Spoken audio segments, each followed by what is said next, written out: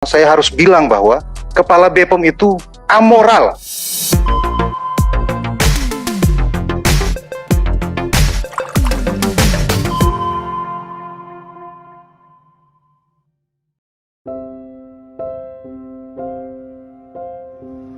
Iya, awal mula panas-panas biasa, saya biasa bawa ke bidan, tapi nggak tahu kenapa saya tiba-tiba mau bawa refer ke rumah sakit.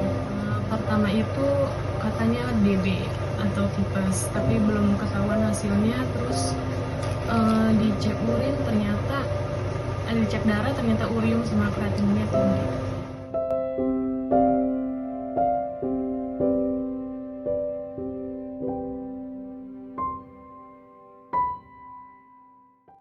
Penting untuk kita tegaskan, seluruh obat yang beredar yang kemudian dikonsumsi oleh para korban itu adalah obat yang legal, resmi, tercatat, terregister baik di Kementerian Kesehatan maupun di BPOM. Jadi tidak ada obat ilegal. Dengan demikian artinya ada pertanggungjawaban negara juga di situ. Tapi pertanyaannya, apakah ada kepastian untuk menarik obat-obat itu dari lapangan? Sampai detik ini kami masih menemukan beberapa obat yang disebut beredar. Kalau dibilang ini sudah berhenti, tidak. 2 minggu yang lalu jumlah bertambah 1 yang meninggal. Dari 199 menjadi 200. Karena ini menyangkut nasib kita semua, bukan hanya korban, tetapi juga kita semua yang ada di sini. Hari ini mungkin mereka yang mengalami. Bisa jadi ke depannya kalau tidak ada kebijakan yang taktis, tidak ada penanggulangan dan tidak ada akuntabilitas, maka kita akan juga menjadi korban. Ada nyawa hilang jumlahnya 200 orang karena minum obat jenis yang sama yang di dalamnya ternyata terkandung kandungan zat berbahaya, sehingga kita sebut bahwa kukira obat ternyata racun. Itu kasus ini belum selesai.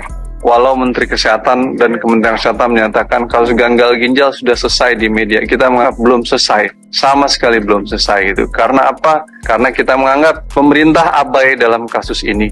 Pemerintah tidak cukup memiliki keseriusan, pemerintah nggak peduli terhadap persoalan ini. Salah satu contoh yang saya bisa ambil bukti adalah sejak kasus ini terjadi tidak ada satupun dari Kementerian Kesehatan yang mengunjungi korban. Saya bingung, 200 orang meninggal, 134 dirawat, nggak ada sensitivitas dari kekuasaan dan pemerintah untuk memahami, mengerti, mendengarkan suara korban. Itu bagaimana itu? Ini kalau di negara lain mungkin seorang Menteri Kesehatan sudah mundur, seharusnya. Yang diinginkan oleh para korban ini sebenarnya sangat-sangat sederhana. Satu hal yang tidak membutuhkan dana saja, itu sampai hari ini tidak kita dengar dilakukan oleh pemerintah. Apa itu? Permintaan maaf yang tulus. Minta maaf itu kan nggak butuh ongkos. Cukup Menteri Kesehatan datang bertemu korban, Kepala BPOM datang ketemu korban, minta maaf. Itu nggak butuh anggaran. Hal yang sesederhana itu sampai hari ini tidak pernah dilakukan. Bahkan dalam satu kesempatan, POM dengan entengnya dia bilang, persoalan ini itu blessing in disguise. Makanya kejadian di Badan POM ini saya lihat ini harus blessing in disguise. Blessing in disguise. Anugerah terselubung.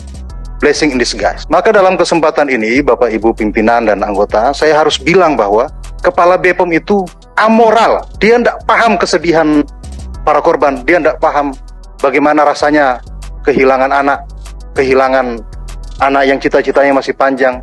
Kalaupun masih bisa survive, hidup dengan kondisi yang tidak bisa 100% seperti sebelumnya. Hal-hal yang semacam ini yang kemudian membuat para korban itu geram. Kemudian bertemu dengan kami yang juga geram dan akhirnya kita melayangkan gugatan. Pada waktu itu terjadi kesimpang siuran informasi, bahkan dari korban ini tidak tahu kenapa. Dan bahkan ada yang menyampaikan di fasilitas kesehatan bahwa ini penyakit jenis baru, gitu kan. Pada bulan Oktober justru ada yang namanya antidot. Kalau sesuatu ada antidotnya, berarti sesuatu ini bukan hal baru.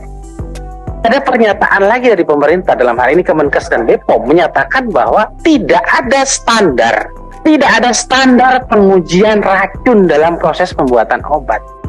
Nah, ketika sesuatu itu sudah ada antidotnya, pasti ada standar yang sudah ada di internasional. Setelah kita telusuri, ada di Amerika Serikat 2007 sudah ada standar pengujian racun yang akhirnya ditemukan ethylene glycol dan diethylene glycol, ada 2007 untuk semua proses pembuatan obat ada. Kenapa kita tidak ada? Setelah itu, jadi dokter bilang kondisi Sena sangat buruk. Terus saya disuruh keluar. Dan di situ saya pasang alat ventilator. Saat itu saya sudah pasang bantuan alat ventilator. Dan saya keluar sampai suruh nunggu. Dan saat itu saya pendarahan nggak berhenti. Dia harus transfusi darah berulang-ulang.